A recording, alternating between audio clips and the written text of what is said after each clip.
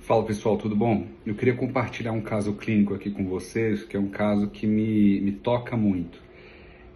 Porque é uma paciente que eu atendo já há alguns anos, cerca de 4, 5 anos, e hoje ela está com 29, e é uma paciente que inicialmente ela veio com uma queixa clínica de depressão, ansiedade, algo um pouco cristalizado, ou seja, sintomas que pareciam uma coisa, depois pareciam outra.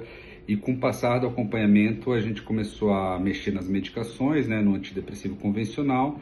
Ela apresentou alguma melhora, mas ela dizia que já tinha feito vários tratamentos aí psiquiátricos ao longo da vida, quadros depressivos desde muito novinha.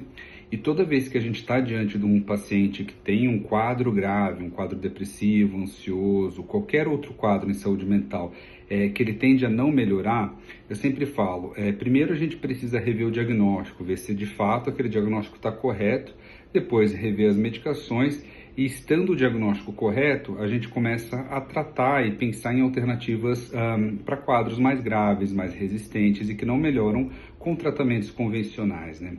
Essa paciente, no caso, ela foi muito interessante porque ao longo de toda essa trajetória, eu investiguei a família, eu questionei, fiz entrevista com o namorado da época e hoje eles são casados, é uma coisa até bonitinha e bonita do ponto de vista de histórico, de acompanhamento médico, né?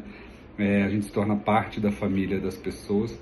E aí a gente descobriu, né, eu aventei a hipótese de que ela teria um transtorno do espectro autista nível 1 de suporte, né, por algumas características que ela trazia, de se sentir diferente, não pertencente e diferente das amigas. Ela saía com outros rapazes, assim, em relacionamentos e sempre aventavam a hipótese de que ela era, entre aspas, estranha, tinha questões ali da comunicação, gostos peculiares, enfim.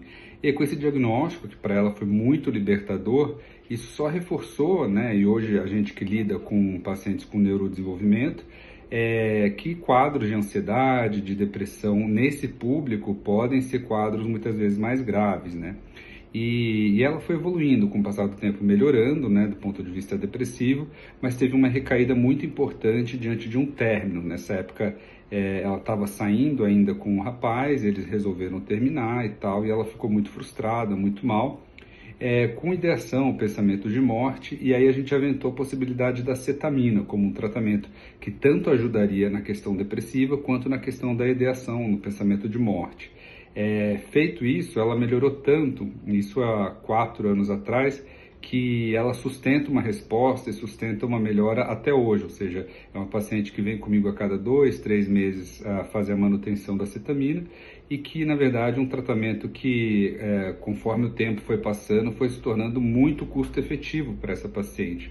Vocês imaginam, né? Uma sessão ali que custa 800, 900 reais, ela acaba fazendo a cada 2, 3 meses e evita internação, evita gastos desnecessários. Hoje nem terapia mais ela faz só acompanhamento com a medicação convencional, atividade física, que foi, claro, muito importante para ela, e a própria cetamina mesmo, né? Então, hoje ela está, por exemplo, com venlafaxina 150 miligramas, que é uma dose absolutamente convencional, e a cetamina apenas, fazendo sua atividade física. Essa paciente, no caso, ela subiu o Monte Fuji, hoje virou quase que uma atleta de alta performance, né, na questão da escalada e tudo mais.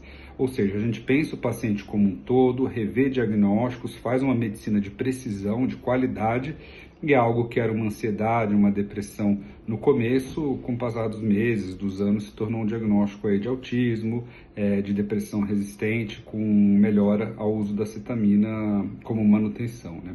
É isso, pessoal. Queria compartilhar esse caso e uma boa semana a todos.